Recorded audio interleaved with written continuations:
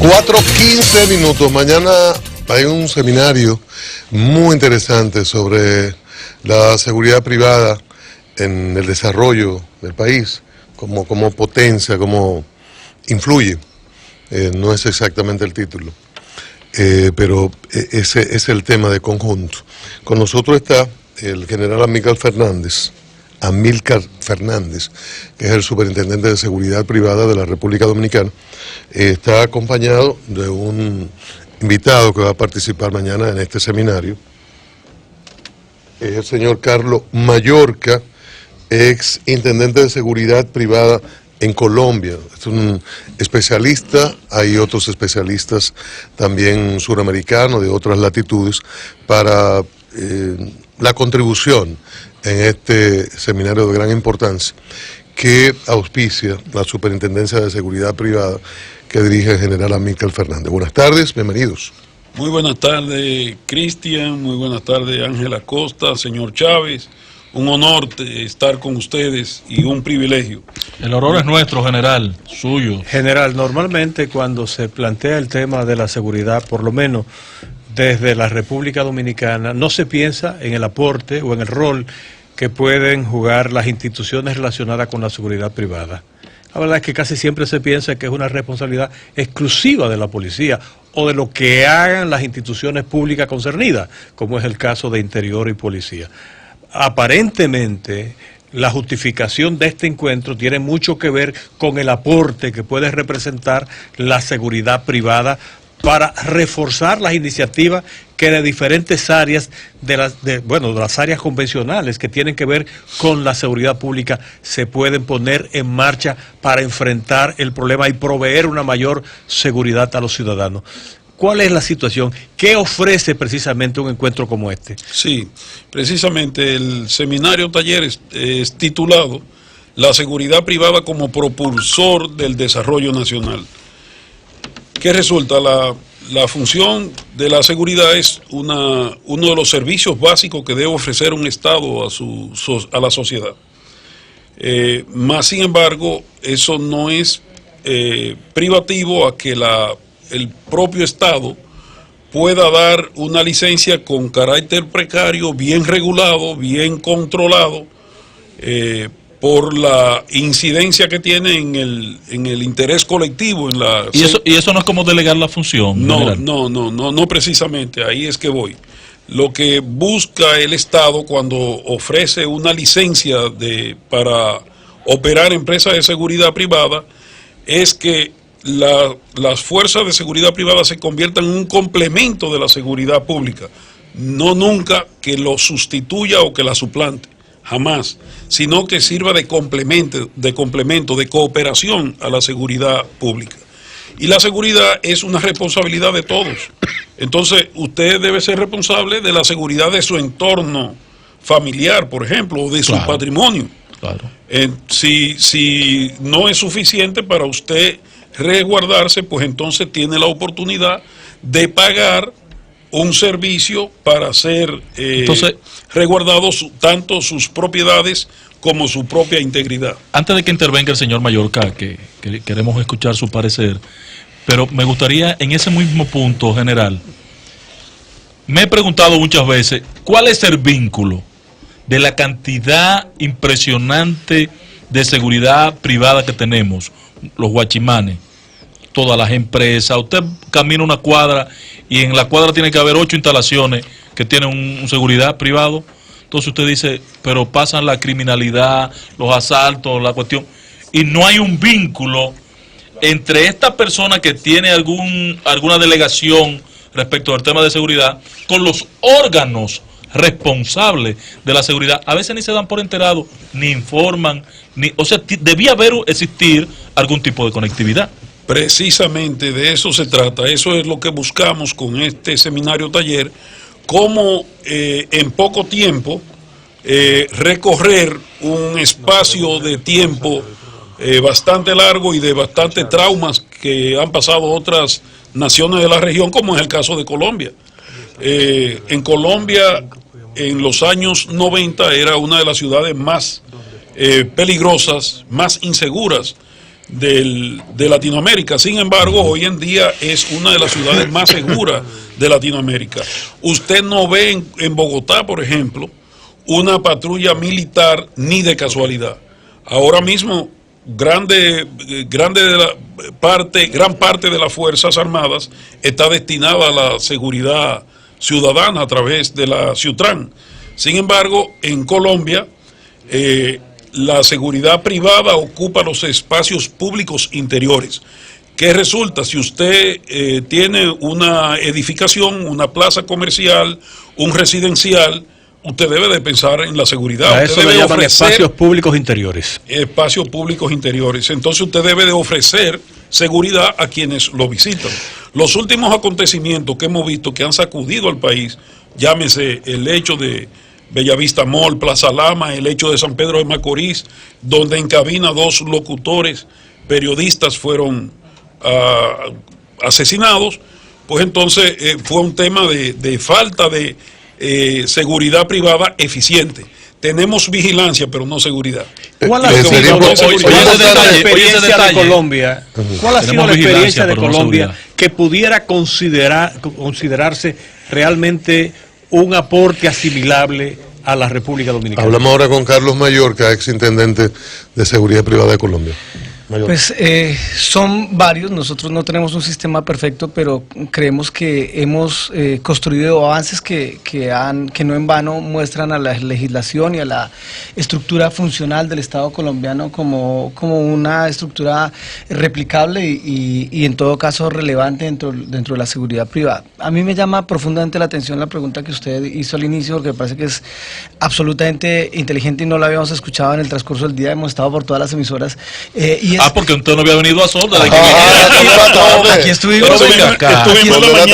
Aquí estuvimos, pero mire, hay un tema muy importante. ¿En dónde se encuentra la seguridad privada con la seguridad ciudadana?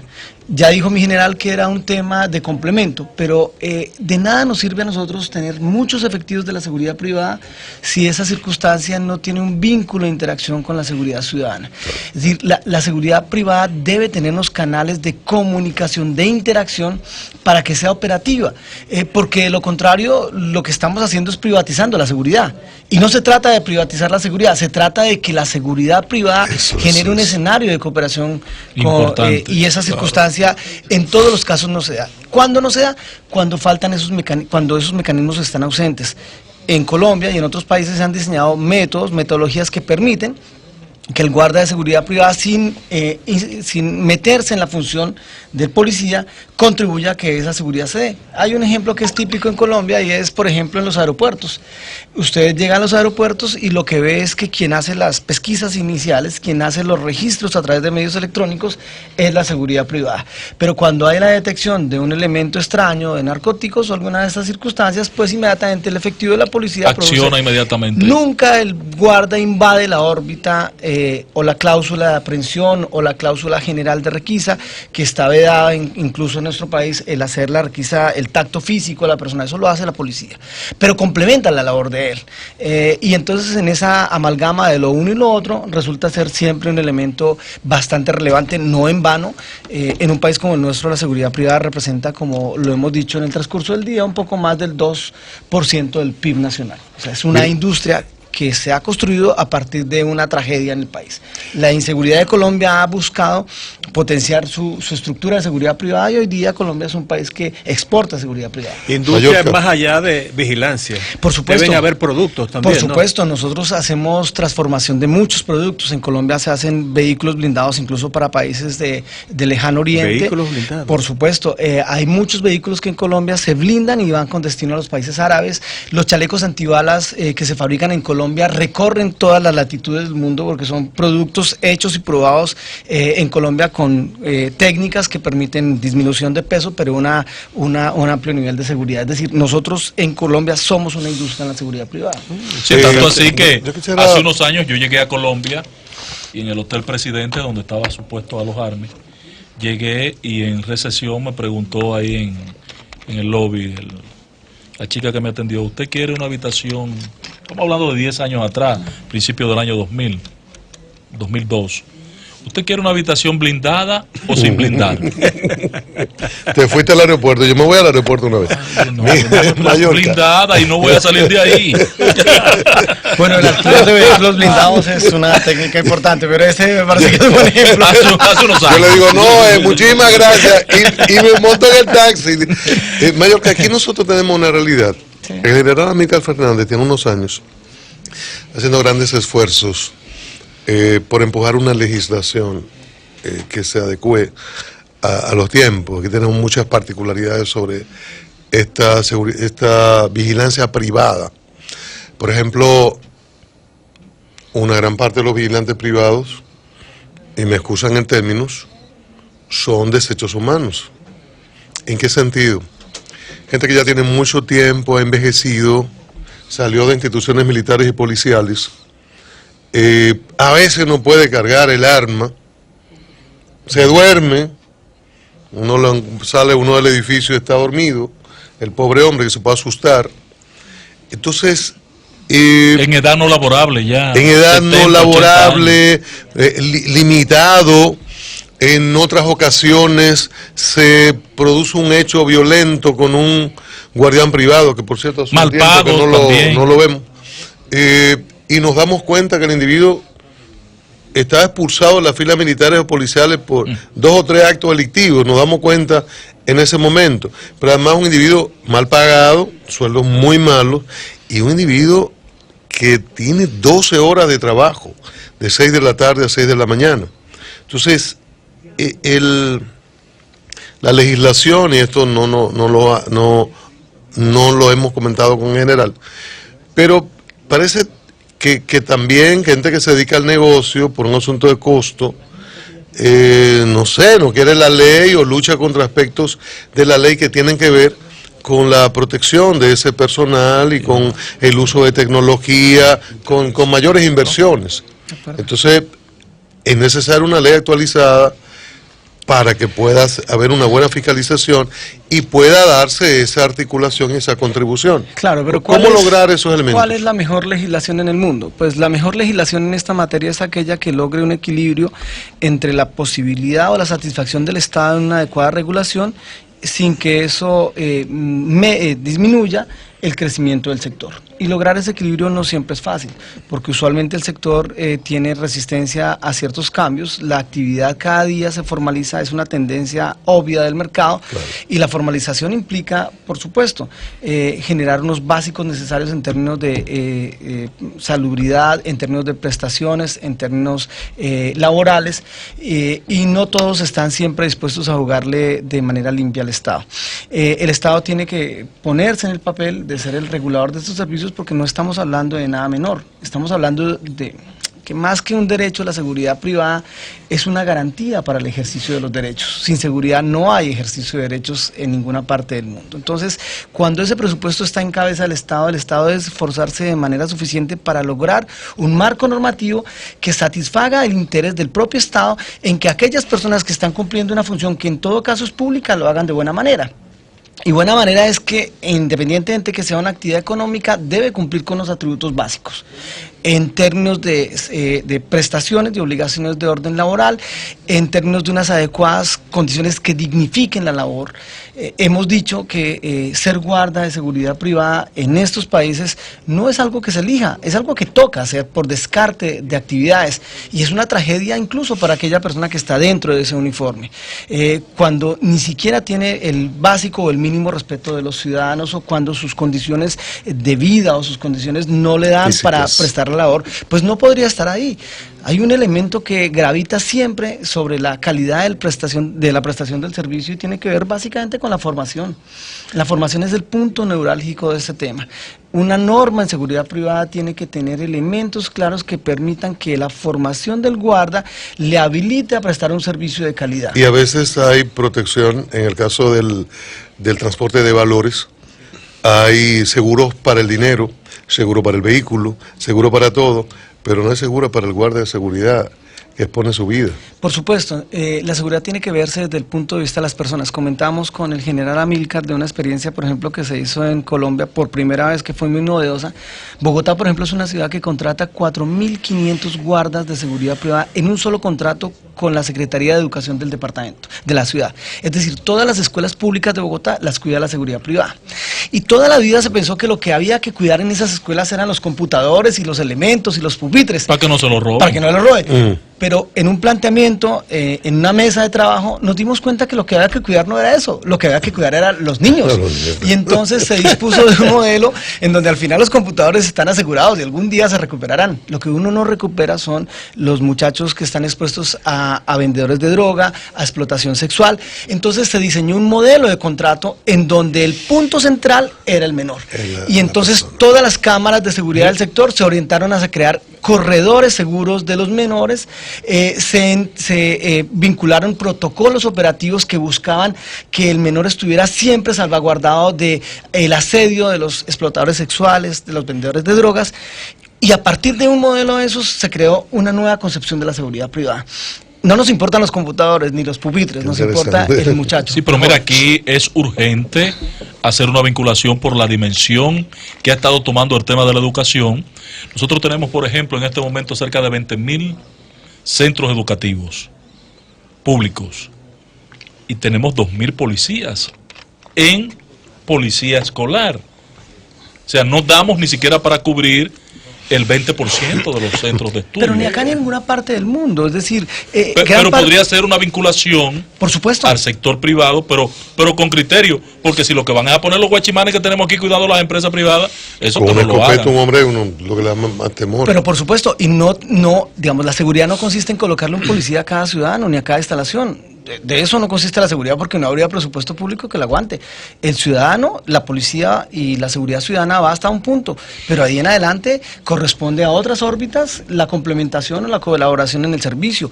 La seguridad no es un problema de las empresas de vigilancia o del Estado, es un problema de todos los ciudadanos. Claro. Todos debemos concurrir en ese propósito, de suerte que no habrá capacidad o posibilidad de mover los indicadores de criminalidad o delincuencia en estas ciudades si no hay un compromiso de ese trípode del que estamos hablando, que es ciudadanía, vigilancia privada y seguridad ciudadana. Es decir, Estado, prestadores de servicio y ciudadanos que entiendan lo importante que es esto. Pero hemos dicho que el guardia de seguridad privada es igualmente importante a lo que son los arqueros en los equipos de fútbol.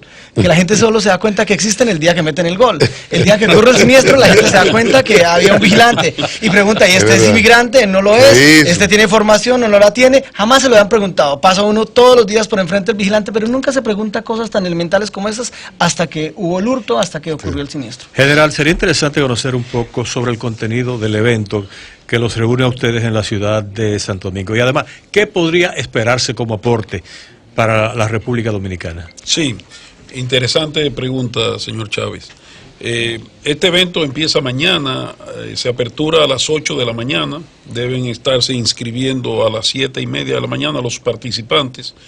Ya el cupo lamentablemente está lleno. ¿De dónde proceden los participantes? ¿De qué áreas? Está dirigido fundamentalmente a presidentes y o gerentes generales de las empresas de seguridad privada, para concientizarlo.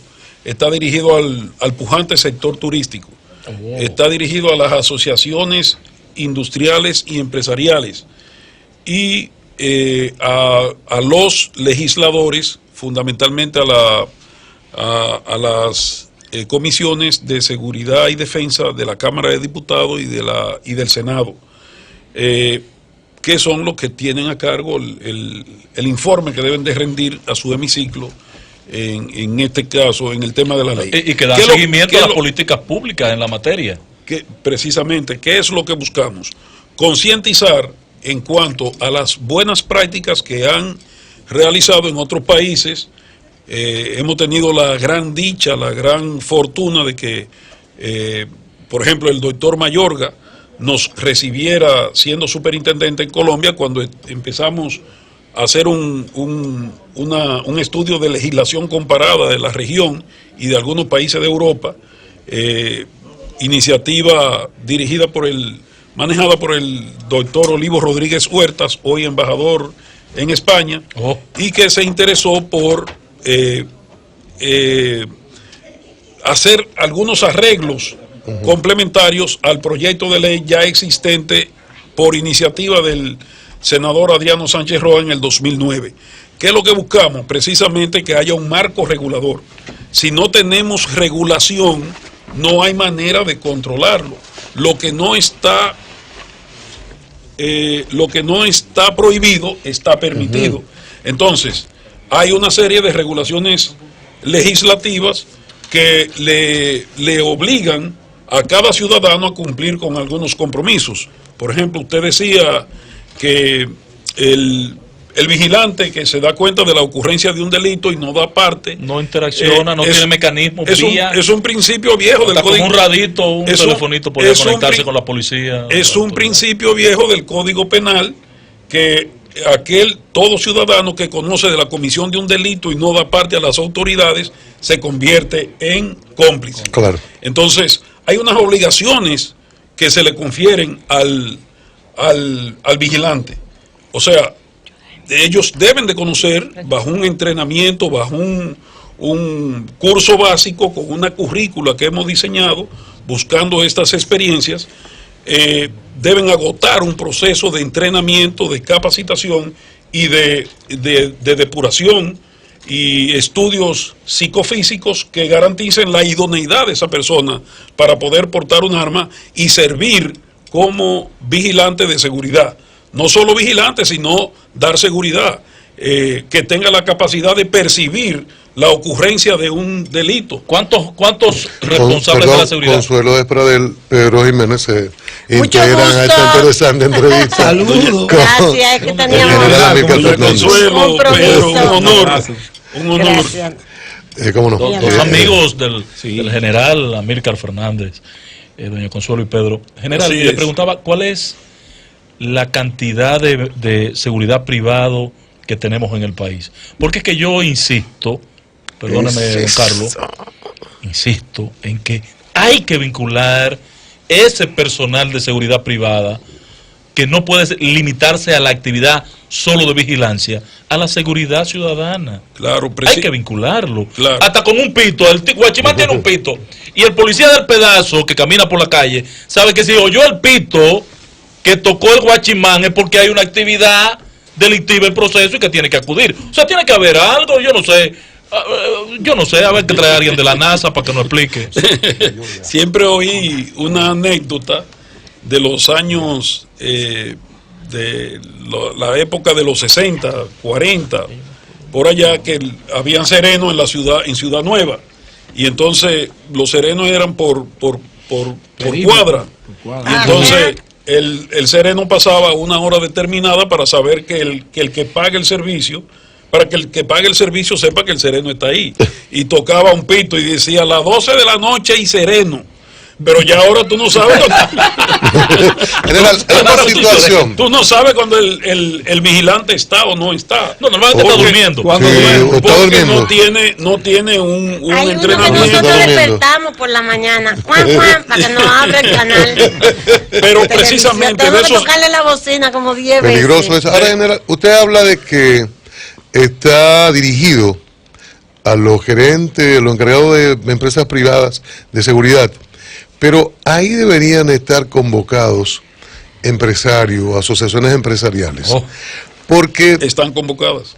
Y hay mucha participación, muchos inscritos. No ha habido mucho interés porque precisamente se trata de crear conciencia. Porque eso es lo fundamental, porque las compañías podrían estar muy conscientes, aunque hay que trabajarlo de la contratación de personas, la edad, las condiciones laborales, pero las empresas también que sepan que tienen que contratar un buen personal, una buena compañía, que hay uso de tecnología, o sea, hay una serie de situaciones que competen a las cabezas de las empresas. Mira qué es lo que pasa.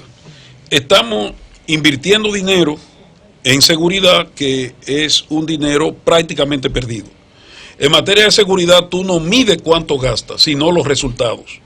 Y los resultados, tal como decía el doctor Mayorga, pues nada más la gente prende la luz roja cuando ve que te metieron el golf.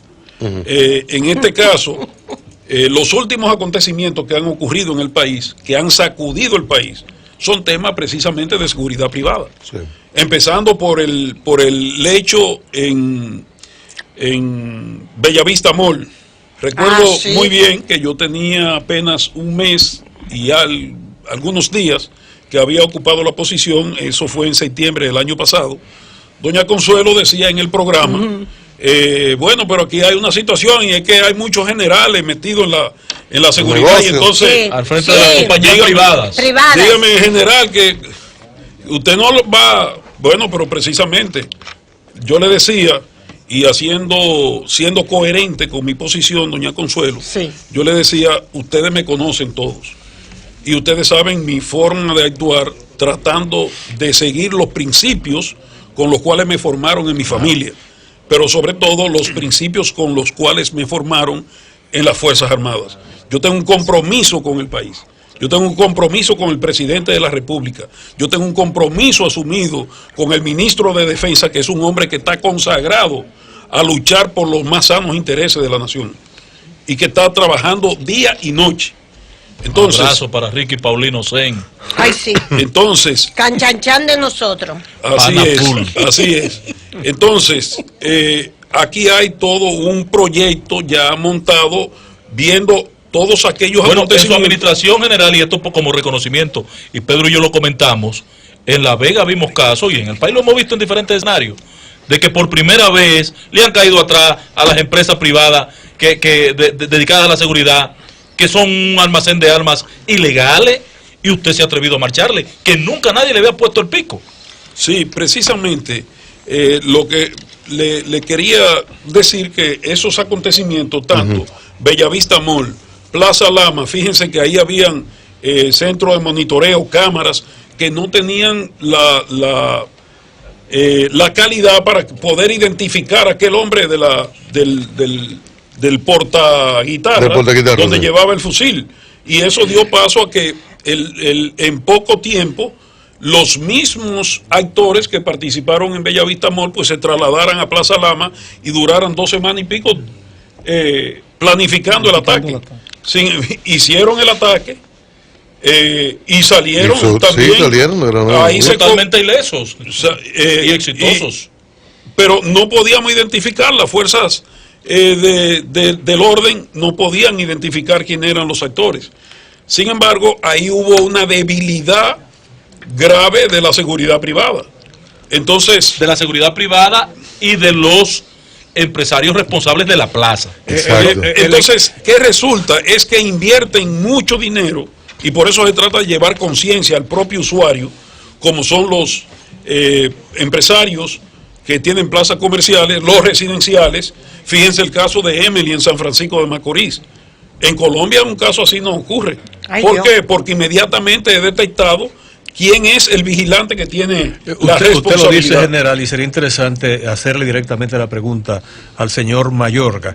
En Colombia, el sistema o el esquema de seguridad privada que existe, por ejemplo, garantizaría evitar situaciones parecidas a esta que cuenta precisamente el general Fernández. Pues nosotros tuvimos un caso muy similar a ese. Se trata de los vejámenes a los que fue sometida una niña de 8 años, una niña Juliana. El año pasado conmovió al país porque el crimen lo ha cometido una persona de alta respetabilidad y de unas condiciones de reputación familiar muy altas. Pero digamos, el caso grosso modo consiste en que gracias a la vigilancia privada, a las cámaras de seguridad, incluso en un barrio muy humilde, se percibió que el individuo abordó a la niña bajo engaño, la subió al vehículo, la llevó al apartamento, la violó, luego la asesinó, luego quiso lavar la evidencia enjuagándola con aceite, y todo eso a la vista del guarda de seguridad. Cuando el hecho ocurre, yo era el superintendente en Colombia, los medios de comunicación llaman, y esa misma tarde nosotros estamos en capacidad de decirle a los medios de comunicación y al país, primero, que el guarda tenía vencido su examen de aptitud psicofísica. Segundo, que era una persona que estaba excediendo la jornada laboral. Tercero, que la tarifa había sido contratada por debajo de la tarifa real, porque esa información estaba en el portal, infortunadamente al día siguiente el guarda se quitó la vida, o sea, se suicidó después de esa condición, porque la vinculación de él con el hecho era evidente. Él había consentido la muerte de la niña. De suerte que eso generó, digamos, unas lecciones aprendidas para la seguridad privada, que en Colombia tienen una operatividad mayor en función a que el superintendente tiene la capacidad incluso de cancelar de manera inmediata la licencia de esa empresa. No importa si la empresa tiene 5.000 guardas, 10.000 o 3.000. pero qué bien. Puede cancelar inmediatamente la licencia, puede suspenderle la licencia a la empresa y puede sancionarla con multas que son más o menos cuantiosas. Sí. De suerte que esos atributos que se tienen allá en muchas legislaciones hacen falta, Sí. y entonces cuando se ve el país enfrentado a casos de esta naturaleza, pues obviamente causa estupor que el Estado no tenga la capacidad para actuar y para generar una conducta ejemplarizante frente a un empresario que desconoce la ley. General, Así entonces es. mañana a partir de las 8, el hotel. Embassy Suite, Ajá. a las 8 de la mañana es la apertura, y entonces en la tarde hay un taller bastante interesante después de varias conferencias dictadas por expertos internacionales y locales. Va a disertar el presidente, el CEO de la de la Asociación Latinoamericana de Agencias de Seguridad Privada. Va a disertar el decano de la Facultad de Especialización de Seguridad Privada de la Universidad Militar de Colombia. Hay 3 expositores locales sobre la ley de armas, la ley de lavado de activos y la ley laboral, porque hay un tema ahí de responsabilidad social que las compañías, muchas compañías de seguridad privada que se ocupan de realizar malas prácticas, pues entonces violan los derechos de los empleados de la seguridad privada. Pero quiero aclararle algo. Precisamente no son todas las empresas que se dedican a este tipo de actividades. Precisamente el prestigio se ha visto empeñado por actores que han intervenido en la actividad utilizando malas prácticas, violando las leyes, haciendo competencia desleal, utilizando armas ilegales, explotando a los empleados, pero esto está afectando a las empresas que realmente quieren hacer un trabajo digno. Y todo aquel que realiza una actividad empresarial con el interés de ganar dinero y no lleva consigo un componente social, un componente que beneficia a la sociedad, pues entonces es un desarmado. Bueno, muchísimas gracias, General Amílcar Fernández.